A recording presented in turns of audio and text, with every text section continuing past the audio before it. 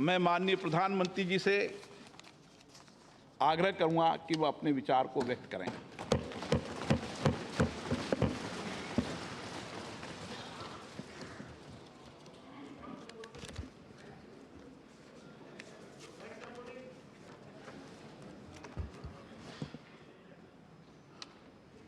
माननीय अध्यक्ष जी, देश की 75 वर्षों की संसदीय यात्रा, उसका एक बार पुनः स्मरण करने के लिए और नए सदन में जाने से पहले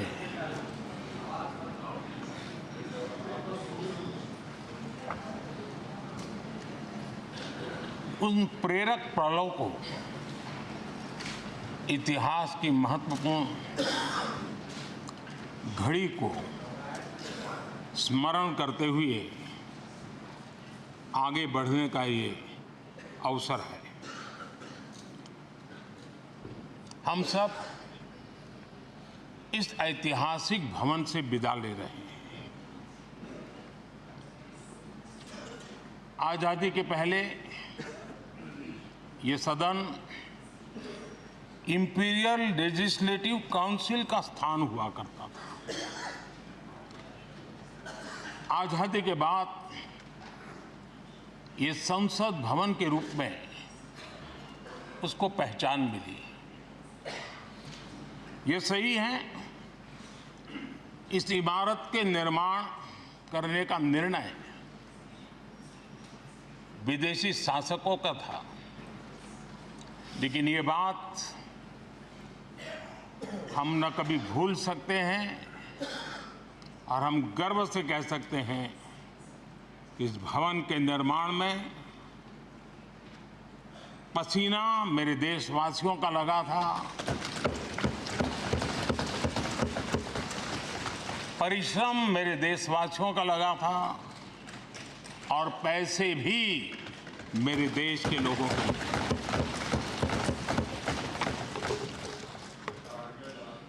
इस 75 वर्ष की हमारी यात्रा ने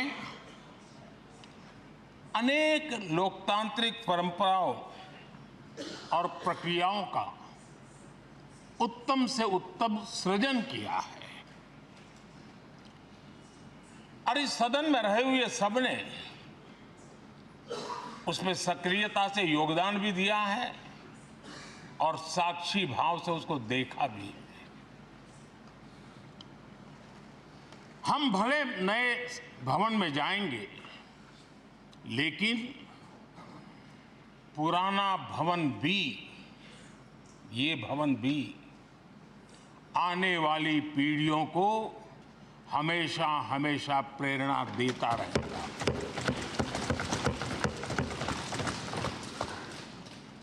ये भारत के लोकतंत्र की स्वर्णिम यात्रा का एक महत्वपूर्ण अध्याय,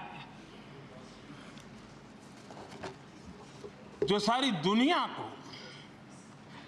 भारत की रगों में लोकतंत्र का सामर्थ्य कैसे है, इसका परिचित कराने का काम इस इमारत से होता रहेगा।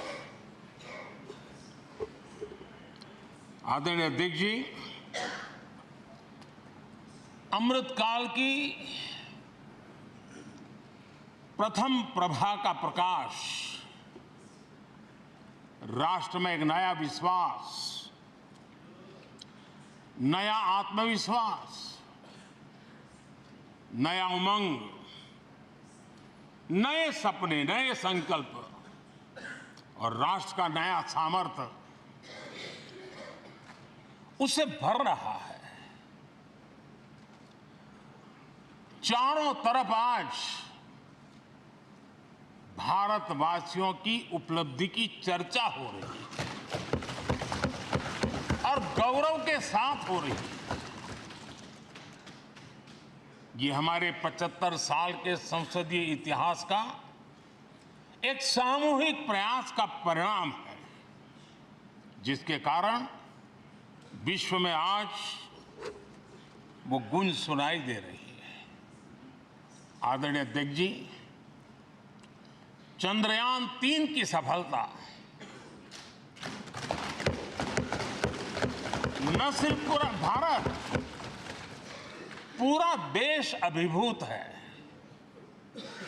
और इसमें भारत के सामर्थ्य का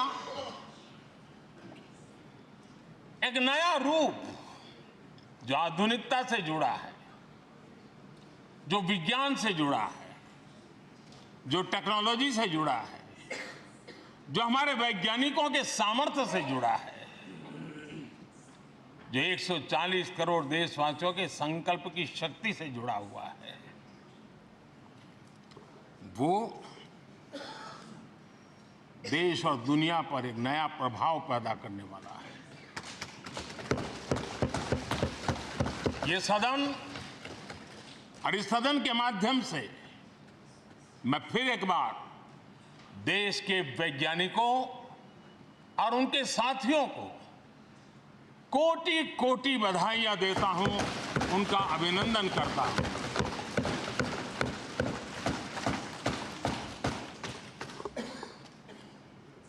आदरणीय अध्यक्ष जी, ये सदन ने भूतकाल में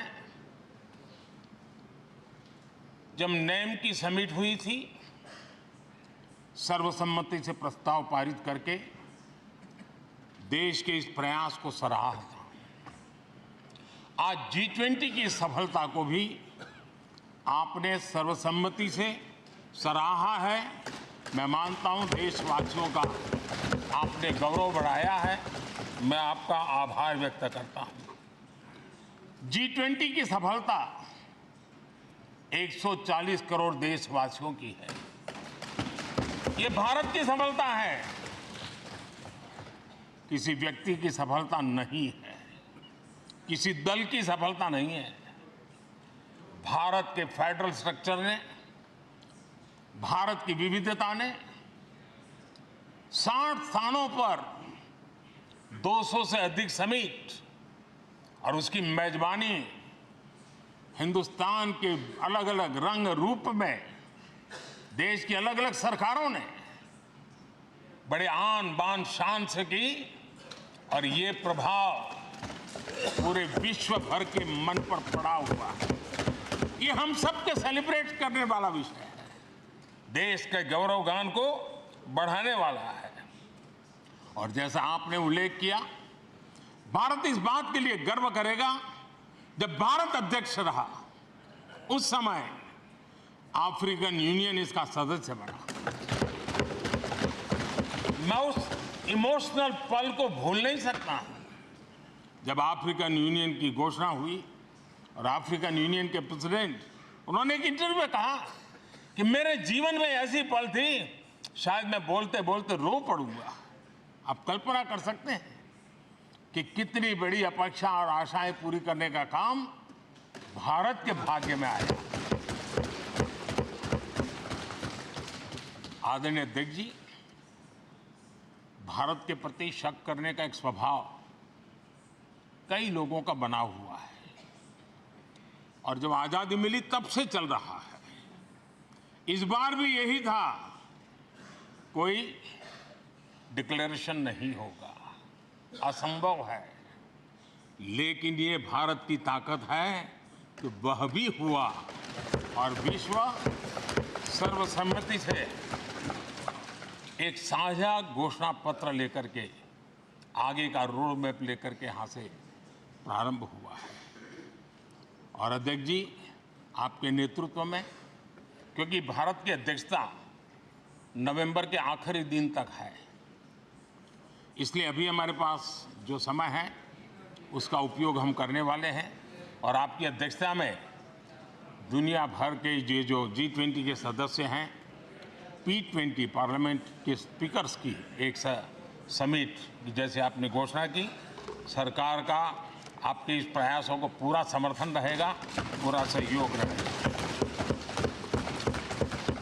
आदरणीय अध्यक्ष जी, हम सबके लिए गर्व की बात है कि आज भारत विश्व मित्र के रूप में अपनी जगह बना पाया है। पूरा विश्व भारत में अपना मित्र खोज रहा है। पूरा विश्व भारत की मित्रता को अनुभव कर रहा है और उसका मूल कारण है हमारे जो संस्कार है, वेद से विवेकानंद तक जो हमने पाया है। सबका साथ सबका विकास का मंत्र आज विश्व को हमें साथ लाने में जोड़ रहा है। आदरणीय अध्यक्ष जी, ये सदन से विदाई लेना एक बहुत ही भावुक पल है। परिवार भी अगर पुराना घर छोड़कर के नए घर जाता है तो बहुत सारी यादें कुछ पल के लिए उसको झकझोर देती है। और हम जब ये सदन को छोड़ के जा रहे हैं तो हमारा मन मस्तिष्क भी उन भावनाओं से भरा हुआ है, अनेक यादों से भरा हुआ है। खट्टे मीठे अनुभव भी रहे हैं, नोकझोंक भी रही है, कभी संघर्ष का माहौल भी रहा है और कभी इसी सदन में उत्सव और उमंग का माहौल भी रहा है। ये सारी स्मृतियां हमारे साथ हम सबकी साझी स्मृतियां हैं। ये हम सबकी साझी विरासत है और इसलिए इसका गौरव भी हम सबका साझा है।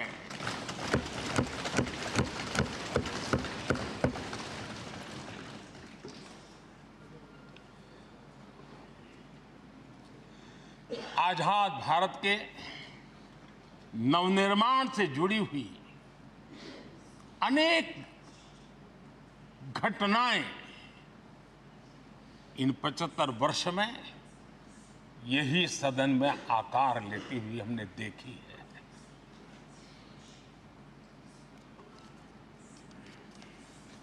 आज हम जब इस सदन को छोड़ करके नए सदन की ओर प्रस्थान करने वाले हैं तब भारत के सामान्य मानवीय की भावनाओं को जहां जो आदर मिला है, सम्मान मिला है, उसकी अभिव्यक्ति का भी एक अवसर है। और इसलिए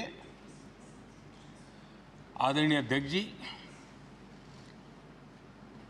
मैं पहली बार जब संसद का सदस्य बना और पहली बार एक सांसद के रूप में इस भवन में मैंने प्रवेश किया तो सहज रूप से मैंने इस संसद भवन के डोर पक्ति पर अपना शीश झुका करके इस लोकतंत्र के मंदिर को श्रद्धा भाव से नमन करते हुए मैंने पैर रखा था।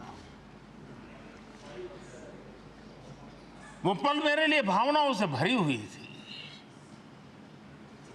मैं कल्पना नहीं कर सकता था, लेकिन भारत के लोकतंत्र की ताकत है, भारत के सामान्य मानवीय की लोकतंत्र के प्रति श्रद्धा का प्रतिबिंब है कि रेलवे प्लेटफॉर्म पर गुजारा करने वाला एक गरीब परिवार का बच्चा पार्लियामेंट पहुंच गया।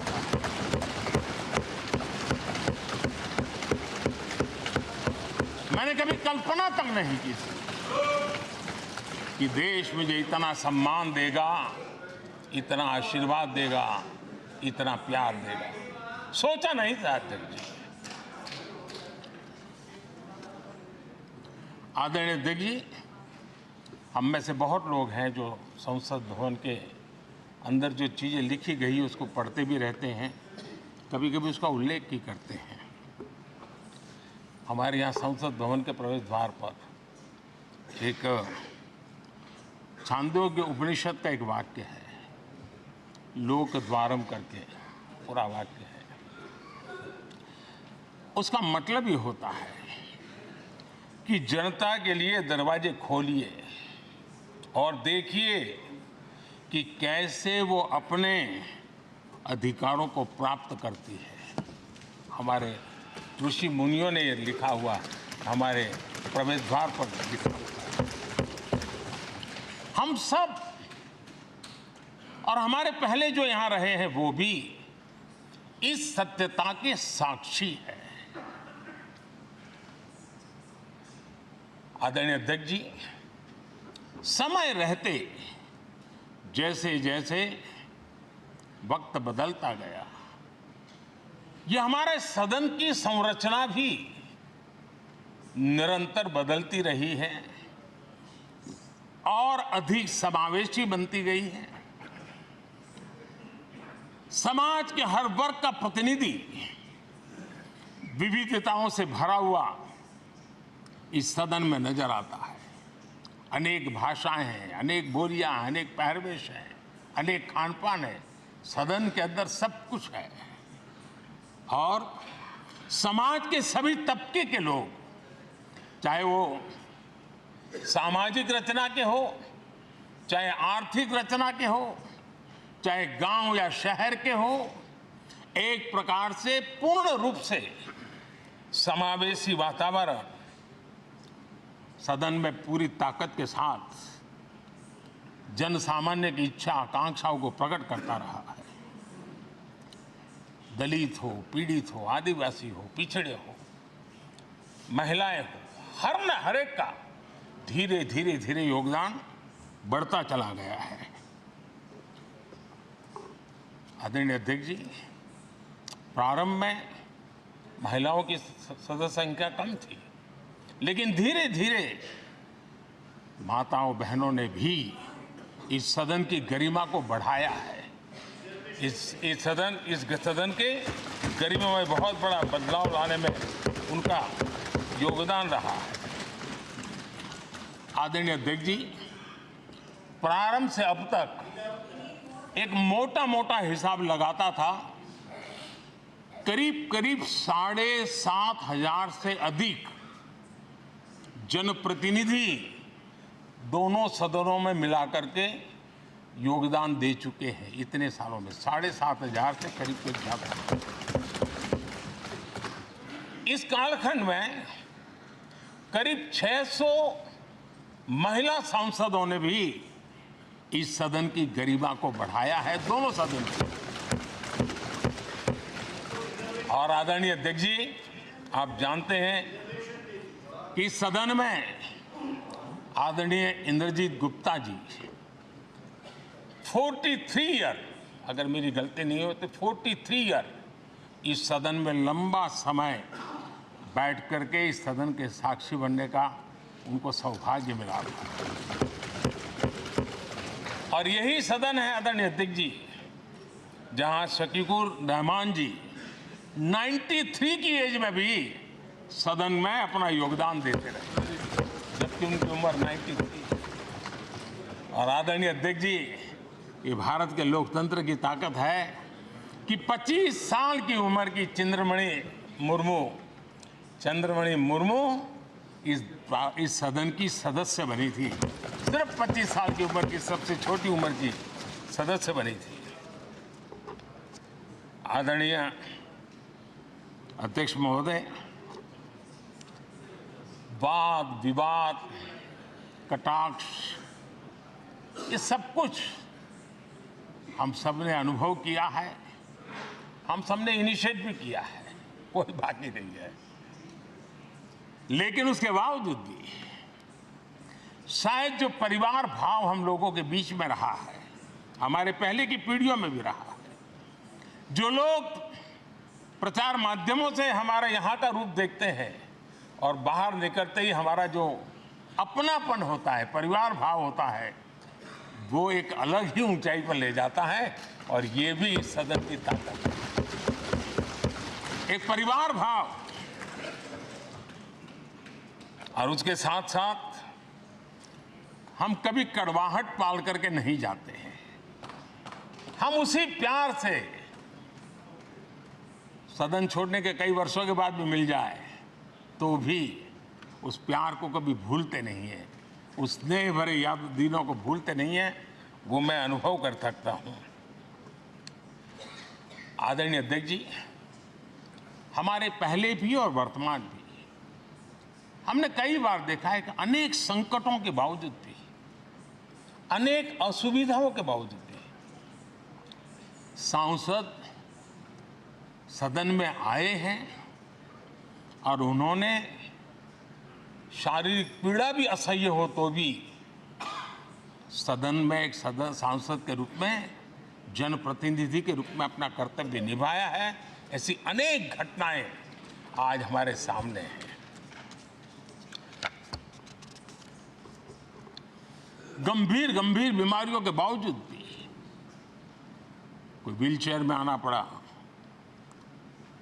किसी को डॉक्टरों को बाहर खड़े रख करके अंदर आना पड़ता, लेकिन सभी सांसदों ने कभी न कभी इस प्रकार से अपनी भूमिका निभाई। कोरोना काल हमारे सामने उदाहरण है। हर परिवार में रहता था कहीं बाहर जाए तो मौत को बुलावा न दे दे, उसके बावजूद भी हमारे माननीय सांसद दोनों सदन में कोरोना काल के इस संकट की घड़ी में भी सदन में आए, अपना कर्तव्य निभाया। हमने राष्ट्र का काम रुकने नहीं दिया। आवश्यकता पड़ी, डिस्टेंस रखना भी था और बार बार टेस्टिंग भी करना पड़ता था। सदन में आते थे लेकिन मास्क पहनना पड़ता था। बैठने की रचना भी अलग अलग की, समय भी बदले गए।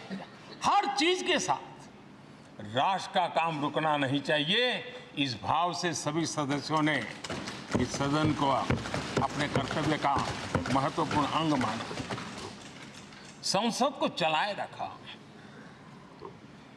और मैंने देखा है कि इस सदन से इतना लगाव लोगों का रहता है कि पहले कभी हम देखते थे कोई 30 साल पहले सांसद रहा होगा, कोई 35 साल पहले रहा होगा, लेकिन वो सेंट्रल हॉल तो जरूर आएगा।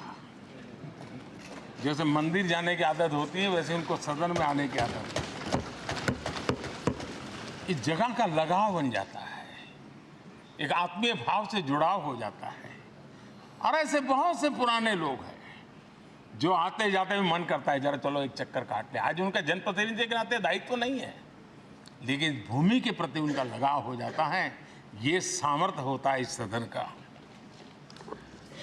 आदरणीय अध्यक्ष महोदय, आजादी के बाद बहुत बड़े बड़े विद्वान लोगों ने बहुत आशंकाएं व्यक्त की थी, पता नहीं देश का क्या होगा, चल पाएगा कि नहीं चल पाएगा, एक रहेगा कि बिखर जाएगा, लोकतंत्र बना रहेगा नहीं, 50। लेकिन इस देश की संसद की ताकत है कि पूरे विश्व को गलत सिद्ध कर दिया और ये राष्ट्र पूरे सामर्थ्य के साथ आगे बढ़ता रहा। और इस विश्वास से कि हम भले आशंकाएं होंगी, घने काले बादल होंगे, लेकिन सफलता प्राप्त करते रहेंगे। और ये हम सब लोगों ने, हमारी पुरानी पीढ़ियों ने मिलकर के इस काम को करके दिखाया है। इसका गौरवगान करने का ये अवसर है। आदरणीय अध्यक्ष जी, इसी भवन में 2 साल 11 महीने तक संविधान सभा की बैठकें हुई और उसने देश के लिए एक मार्गदर्शक जो आज भी हमें चलाता है, हमारे संविधान दिया। और 26 नवंबर 1949 को जो संविधान हमें मिला वो 26 जनवरी 1950 को लागू हुआ। इन 75 वर्षों में सबसे बड़ा जो अचीवमेंट है वो ये है कि देश के सामान्य मानवी का इस संसद पर विश्वास बढ़ता ही गया है। और लोकतंत्र की सबसे बड़ी ताकत यही है कि इस महान संस्था के प्रति, इस महान इंस्टीट्यूशन के प्रति, इस व्यवस्था के प्रति उनका विश्वास अटूट रहे, विश्वास उनका बना रहे। इन 75 वर्षों में हमारी संसद ने जन भावनाओं की अभिव्यक्ति का भवन भी बना दिया। यहाँ जन भावनाओं की पुरजोश अभिव्यक्ति हम देखते हैं। राजेंद्र बाबू से लेकर डॉक्टर कलाम, रामनाथ जी कोविंद और अभी द्रौपदी मुर्मू जी, इन सब के संबोधन का लाभ हमारे सदनों को मिला है, उनका मार्गदर्शन मिला है। आदरणीय अध्यक्ष जी, पंडित नेहरू जी, शास्त्री जी, वहां से लेकर के अटल जी, मनमोहन सिंह जी तक एक बहुत बड़ी श्रृंखला जिसने इस सदन का नेतृत्व किया है और सदन के माध्यम से देश को दिशा दी है, देश को नए रंग रूप में ढालने के लिए उन्होंने परिश्रम किया है, पुरुषार्थ किया है। आज उन सबका गौरवगान करने का भी अवसर है। आदरणीय अध्यक्ष जी, सरदार वल्लभ भाई पटेल, लोहिया जी, चंद्रशेखर जी, आडवाणी जी, न जाने अनगिनत नाम, जिन्होंने हमारे इस सदन को समृद्ध करने में, चर्चाओं को समृद्ध करने के लिए, देश के सामान्य से सामान्य व्यक्ति की आवाज को ताकत देने का काम इस सदन में किया है। विश्व के भी अनेक राष्ट्राध्यक्षों ने हमारे इन सदनों को संबोधित करने का भी अवसर आए हैं और उनकी बातों में भी भारत के लोकतंत्र के प्रति आदर का भाव व्यक्त हुआ है। आदरणीय अध्यक्ष जी, उमंग उत्साह के पल के बीच भी कभी सदन की आंख से आंसू भी बहे। ये सदन दर्द से भर गया जब देश को 3 अपने प्रधानमंत्री, उनको अपने कार्यकाल में ही खोने की नौबत आई, नेहरू जी, शास्त्री जी और इंदिरा जी। तब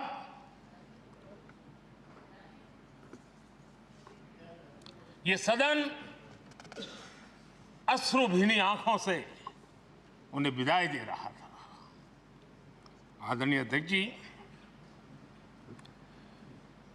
अनेक चुनौतियों के बावजूद भी हर स्पीकर ने, हर सभापति ने बेहतरीन तरीके से दोनों सदनों को सुचारू रूप से चलाया है और अपने कार्यकाल में उन्होंने जो निर्णय किए, वो निर्णय मावलंकर जी से काल से शुरू हुए हो या सुमित्रा जी के कालखंड के हो या बिरला जी के, आज भी उन निर्णयों को रेफरेंस पॉइंट माना जाता है। ये काम हमारे करीब 17 स्पीकर और उसमें 2 हमारी महिला स्पीकर ने भी, और मावलंकर जी से लेकर के सुमित्रा ताई तक और बिरला जी का मार्गदर्शन आज भी हमें मिल रहा है। हर एक ने अपनी अपनी शैली रही है, लेकिन उन्होंने सबको साथ लेकर के नियमों कानूनों के बंधन में इस सदन को हमेशा ऊर्जावान बनाए रखा है। मैं आज उन सभी स्पीकर महोदय को भी आज वंदन करता हूं, अभिनंदन करता हूं। आदरणीय अध्यक्ष जी, ये सही है कि हम जनप्रतिनिधि अपनी अपनी भूमिका निभाते हैं, लेकिन सातत्यपूर्ण तरीके से हमारे बीच जो ये टोली बैठती है, उनकी भी कई पीढ़ियां बदल गई है। कभी कागज लेके दौड़ के आते हैं, उनका भी योगदान कम नहीं है।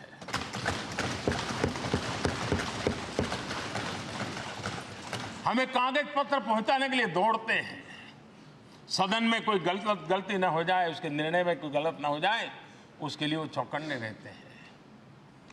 जो काम इनके द्वारा हुआ है, उसने भी सदन के क्वालिटी ऑफ गवर्नेंस में तेजी लाने में बहुत बड़ी मदद की है। मैं उन सभी साथियों का और इनके पूर्व में जो रहे हैं उनका भी हृदय से अभिनंदन करता हूं। इतना ही नहीं, सदन मतलब ये खंड ही नहीं है। इस पूरे परिसर में अनेक लोगों ने, किसी ने हमें चाय पिलाई होगी, किसी ने पानी पिलाया होगा, किसी ने रात रात चली हुई सदन को किसी को भूखा पेट रहने नहीं दिया होगा। कई प्रकार की सेवाएं की होगी। किसी ने माली ने इसके बाहर के एनवायरनमेंट को संभाला होगा, किसी ने इसकी सफाई की होगी। न जाने कितने ही अनगिनत लोग होंगे जिन्होंने हम सब अच्छे ढंग से काम कर सके, और यहां जो काम हो वो काम देश को आगे बढ़ाने के लिए अधिक से अधिक तेजी से हो, उसके लिए जो माहौल बनाना, व्यवस्था बनाना, उसके लिए जिसने योगदान दिया है, मेरी तरफ से भी और इस सदन की तरफ से भी मैं उनका विशेष रूप से नमन करता हूं।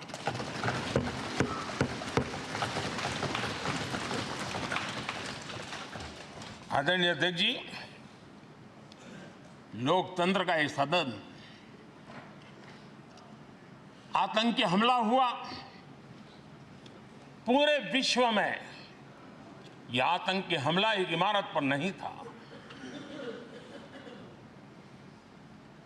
ये मदर ऑफ डेमोक्रेसी एक प्रकार से हमारी जीवात्मा पर यह हमला था। ये देश उस घटना को कभी भूल नहीं सकता है, लेकिन आतंकियों से लड़ते लड़ते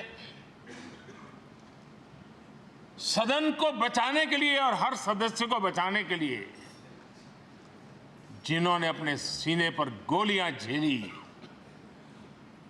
आज मैं उनको भी नमन करता हूं। हमारे बीच नहीं है, लेकिन उन्होंने बहुत बड़ी रक्षा की है। आदरणीय अध्यक्ष जी, जब आज हम इस सदन को छोड़ रहे हैं, तब मैं उन पत्रकार मित्रों को भी याद करना चाहता हूं जिन्होंने जीवन में, कुछ लोग तो ऐसे हैं जिन्होंने पूरा जीवन अपने कार्यकाल में संसद के काम को ही उन्होंने रिपोर्ट किया है। एक प्रकार से वो जीवंत साक्षी रहे हैं। उन्होंने यहां की पल पल की जानकारी देश तक पहुंचाई, और तब तो ये सारा टेक्नोलॉजी अवेलेबल नहीं थी। तब वही लोग थे जो यहां की बात पहुंचाते थे, और उनका सामर्थ्य था वो अंदर की भी पहुंचाते थे और अंदर की भी पहुंचाते थे।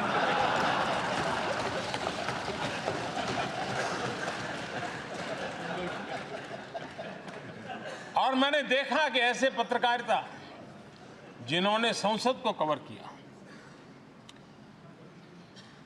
शायद उनके नाम जाने नहीं जाते होंगे, लेकिन उनके काम को कोई भूल नहीं सकता है।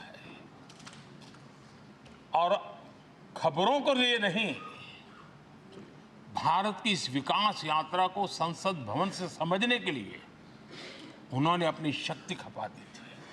आज भी पुराने जो पत्रकार मित्र मिल जाते हैं और जिन्होंने कभी संसद को कवर किया हो, तो ऐसी अननोन चीजें बताते हैं जो उन्होंने अपनी आंखों से देखी होती, कान से सुनी होती है, जो अचरज करने वाली होती है। यानी एक प्रकार से जैसी ताकत यहाँ की दीवारों की रही है, वैसा ही दर्पण उनकी कलम में रहा है, और उस कलम ने देश के अंदर संसद के प्रति, संसद सदस्यों के प्रति एक अहोभाव का भाव जगाया है। मैं आज कई पत्रकार बंधु होंगे जो रहे नहीं होंगे, लेकिन मेरे लिए जैसा ये सदन छोड़ना भावुक पल है, मैं पक्का मानता हूं इन पत्रकार बंधुओं के लिए भी ये सदन छोड़ना उतना ही भावुक पल होगा, क्योंकि इनका लगाव हमसे भी ज्यादा रहे हैं। कुछ तो पत्रकार ऐसे होंगे जो हम लोगों की ट्रम्प से भी समय उन्होंने काम किया होगा। आज उनके उस महत्वपूर्ण लोकतंत्र की ताकत बनने के लिए, योगदान देने के लिए भी याद करने का अवसर है। आदरणीय अध्यक्ष जी,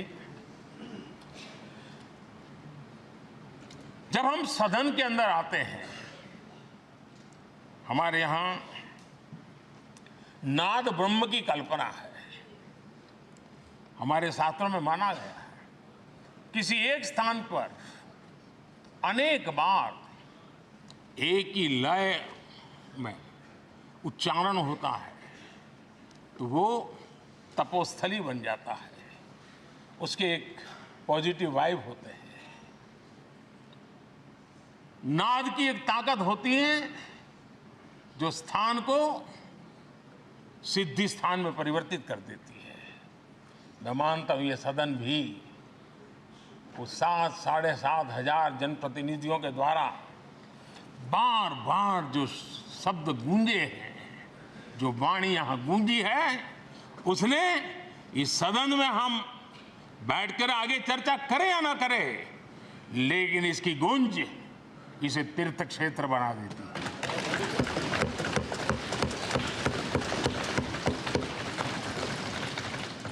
एक जागृत जगह बन जाती है और लोकतंत्र की प्रति श्रद्धा रखने वाला व्यक्ति आज से 50 साल के बाद भी जब यहां देखने के लिए भी आएगा तो उसे उस गूंज की अनुभूति होगी कि कभी भारत की आत्मा की आवाज यहां पर गूंजती थी।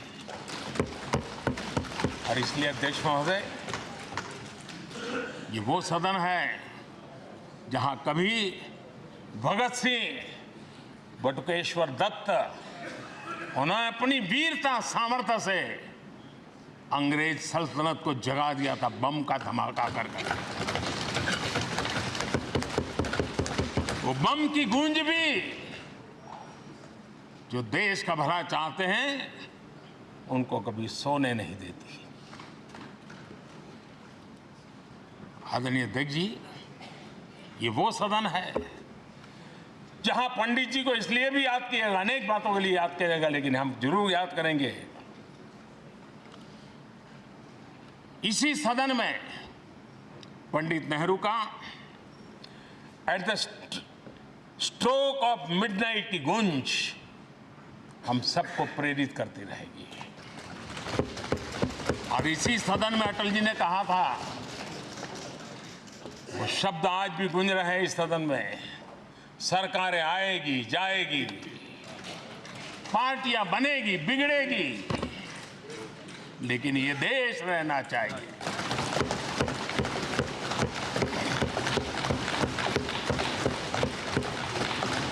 आदरणीय अध्यक्ष जी, पंडित नेहरू की जो प्रारंभिक मंत्रिपरिषद थी, बाबा साहब आम्बेडकर जी एक मंत्री के रूप में दुनिया की बेस्ट प्रैक्टिसेस भारत में लाने पर बहुत जोर दिया करते थे।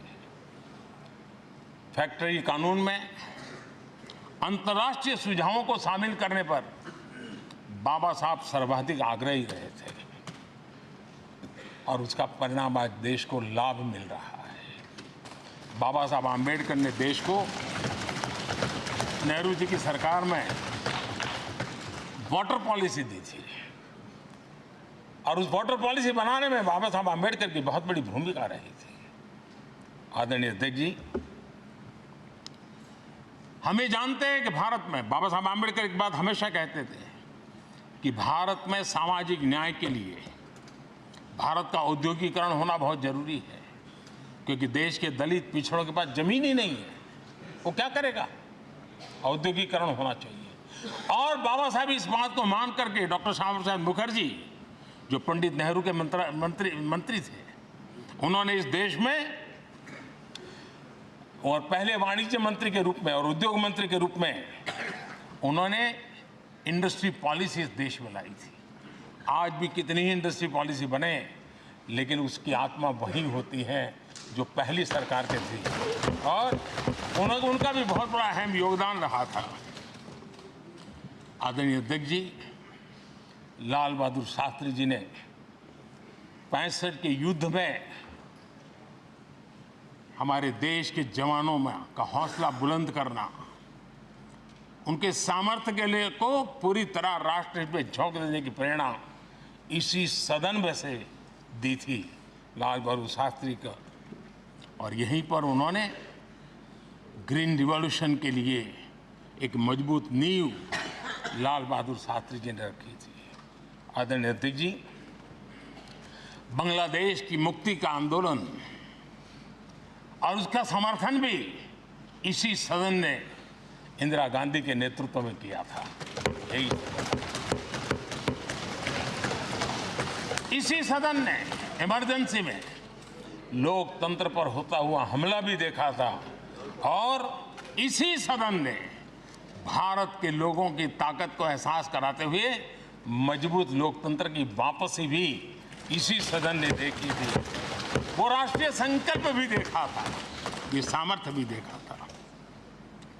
आदरणीय अध्यक्ष जी, ये सदन इस बात का हमेशा ऋणी रहेगा क्योंकि इसी सदन में हमारे पूर्व प्रधानमंत्री चरण सिंह जी ने ग्रामीण मंत्रालय का गठन किया था, रूरल डेवलपमेंट मिनिस्ट्री। इसी सदन में मतदान की उम्र 21 से 18 करने का निर्णय हुआ था और देश की युवा पीढ़ी को इसका योगदान देने के लिए प्रेरित किया गया, उत्साहित किया गया था। हमारे देश ने गठबंधनों की सरकारें देखी, पीपी सिंह जी हो, चंद्रशेखर जी, और बाद में एक सिलसिला चला। लंबे अरसे से एक दिशा में देश जा रहा था, आर्थिक नीतियों के बोझ तले देश दबा हुआ था, लेकिन नरसिम्हा राव की सरकार थी जिन्होंने हिम्मत के साथ पुरानी आर्थिक नीतियों को छोड़ करके नई राह पकड़ने का फैसला किया था, जिसके आज देश को परिणाम मिल रहे हैं। अटल बिहारी वाजपेयी जी का सरकार भी हमने इसी सदन ने देखी। सर्व शिक्षा अभियान देश में आज वो महत्वपूर्ण बन गया है। आदिवासी कार्यालय मंत्रालय अटल जी ने बनाया, नॉर्थ ईस्ट का मंत्रालय अटल जी ने बनाया। न्यूक्लियर टेस्ट भारत के सामर्थ्य का परिचायक बन गया। और इसी सदन में मनमोहन जी की सरकार कैश फॉर वोट को भी, उस कांड को भी सदन ने देखा है। आदरणीय अध्यक्ष जी, सबका साथ सबका विकास का मंत्र, अनेक ऐतिहासिक निर्णय, दशकों से लंबित विषय, उनका स्थायी समाधान भी इसी सदन में हुआ। आर्टिकल 370, ये सदन हमेशा हमेशा गर्व के साथ कहेगा कि सदन के कारण one nation one tax, GST का निर्णय भी इसी सदन ने किया। One rank one pension, OROP, ये भी इसी सदन ने देखा। गरीबों के लिए 10% आरक्षण कोई विवाद के बिना पहली बार इस देश में करने में सफल रहे। आदरणीय अध्यक्ष जी, भारत के लोकतंत्र में तमाम उतार चढ़ाव हमने देखे, और ये सदन लोकतंत्र की ताकत है, लोकतंत्र की ताकत की साक्षी है, जन विश्वास का एक केंद्र बिंदु रहा है। इस सदन की विशेषता देखिए, और दुनिया के लोगों का आज भी ऐतराज होता है। ये सदन है जिसमें कभी 4 सांसद वाली पार्टी सत्ता में होती थी और 100 सदस्य वाली पार्टी विपक्ष में बैठती थी। ये भी सामर्थ्य इस सदन के लोकतंत्र की ताकत का परिचय कराता है। और यही सदन है जिसमें एक वोट से अटल जी की सरकार गई थी और लोकतंत्र की गरिमा को बढ़ाया था। ये भी इसी सदन में हुआ। आज अनेक छोटी छोटी रीजनल पार्टियों का प्रतिनिधित्व हमारे देश की विविधता को, हमारे देश के एस्पिरेशंस का एक प्रकार से वो आकर्षक केंद्र बिंदु बना है। आदरणीय अध्यक्ष जी, इस देश में 2 प्रधानमंत्री ऐसे रहे, मोरारजी भाई, वीपी सिंह।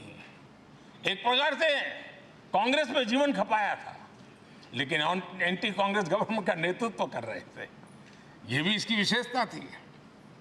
और हमारे नरसिम्हा राव जी, वो तो बिस्तरा गोल करके घर जाने की तैयारी कर रहे थे, निवृत्ति की घोषणा कर चुके थे। लेकिन यही लोकतंत्र की ताकत देखिए, सदन की ताकत देखिए, वो प्रधानमंत्री के रूप में 5 साल हमारी सेवा कर रहे।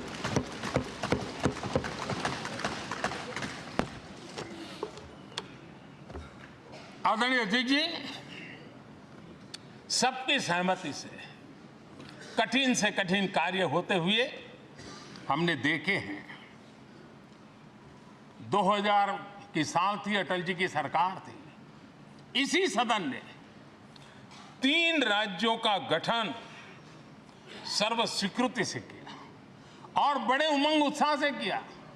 जब छत्तीसगढ़ की रचना हुई तो उत्सव छत्तीसगढ़ ने भी मनाया, उत्सव मध्य प्रदेश ने भी मनाया।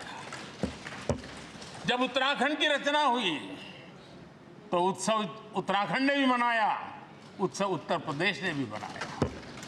जब झारखंड की रचना हुई तो उत्सव झारखंड ने भी मनाया, उत्सव बिहार ने भी बताया। ये हमारे सदन का सामर्थ्य, सब सहमति का वातावरण बना करके। लेकिन कुछ कड़वी यादें वो भी हैं कि तेलंगाना के हक को दबोचने के लिए भारी प्रयास हुए, खून की नदियां भी बही और बनने के बाद न तेलंगाना उत्सव मना पाया, न आंध्र उत्सव मना पाया। एक कटुता के बीज बो दिए गए। अच्छा होता उसी उमंग और उत्साह के साथ हम तेलंगाना का निर्माण करते तो एक नई ऊंचाई पर आज तेलंगाना पहुंच चुका होता। आदरणीय अध्यक्ष जी, संविधान सभा ने, आदरणीय अध्यक्ष जी, इस सदन की परंपरा रही है। संविधान सभा ने उस समय अपना दैनिक भत्ता 45 रुपये से कम करके 40 कर दिया था। उनको लगा हमें इसको कम करना चाहिए। आदरणीय अध्यक्ष जी, यही सदन है कैंटीन में मिलने वाली सब्सिडी, जो बहुत कम पैसे में खाना मिलता था, इसी सदस्यों ने उस सब्सिडी को भी खत्म कर दिया और पूरा पैसा देकर के अब कैंटीन में खाते। आदरणीय अध्यक्ष जी, कोरोना काल में जब जरूरत पड़ी तो यही सांसद जिन्होंने एमपी लेड फंड को छोड़ दिया और देश को इस संकट की घड़ी में मदद करने के लिए आगे आए। इतना ही नहीं, कोरोना काल में इसी सदन के सांसदों ने अपने तनख्वाह में 30% कटौती की और उन्होंने देश के सामने आए हुए संकट में अपनी बहुत बड़ी जिम्मेवारी निभाई। आदरणीय अध्यक्ष जी, हम गर्व से कह सकते हैं, ये सदन में बैठे हुए लोग भी कह सकते हैं, हमारे पूर्वज जो सदन में बैठे थे वो भी कह सकते हैं कि हम ही लोग हैं जिन्होंने हम पर डिसिप्लिन लाने के लिए हमारे यहाँ जनप्रतिनिधित्व कानून में समय समय पर कठोरता बरती। नियम हमने ही लादे, हमने ही तय किया कि नहीं, जनप्रतिनिधि के जीवन में ये नहीं हो सकता। मैं मानता हूं ये जीवंत लोकतंत्र का बहुत बड़ा उदाहरण है और ये सदन ने दिया है, यही माननीय सांसदों ने दिया है और हमारी पुरानी पीढ़ी के सांसदों ने दिया है। और मैं मानता हूं कि कभी कभी उन चीजों को भी याद करना चाहिए। आदरणीय अध्यक्ष जी, हम जो वर्तमान सांसद हैं उनके लिए तो ये विशेष सौभाग्य का अवसर है। सौभाग्य का अवसर इसलिए है कि हमें इतिहास और भविष्य दोनों की कड़ी बनने का अवसर मिला है।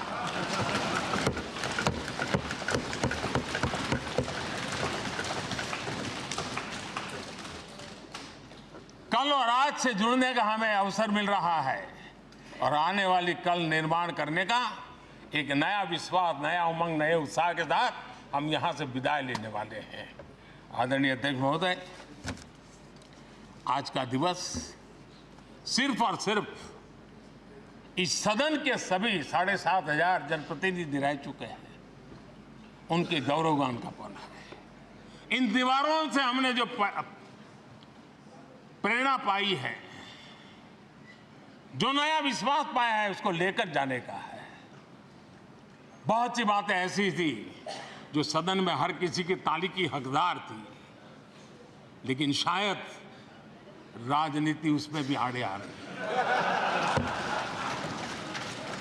नेहरू जी के योगदान का गौरव गान अगर इस सदन में होता है, कौन सदस्य होगा जिसको ताली बजाने का मन न कर जाए। लेकिन उसके बावजूद